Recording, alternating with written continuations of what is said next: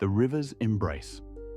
Look closely at the riverbed, not merely as a path for water, but as a testament, a sacred canvas sculpted by an unseen hand, or perhaps 1,000 patient hands.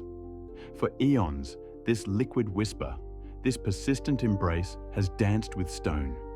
Each molecule of water, a tireless artisan, carving canyons from mountains, polishing raw rock into perfect, unassuming gems.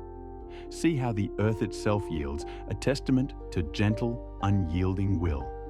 There is a divine patience here, written in every curve, every dip, every smooth surface. The river does not rage with sudden force to conquer, but whispers with ceaseless dedication to transform. It teaches us that true power lies not in haste, but in the steady, unwavering pursuit of our course. So let us learn from the riverbed. Let us embody its quiet persistence, its profound will to shape, to refine, to create beauty from resistance.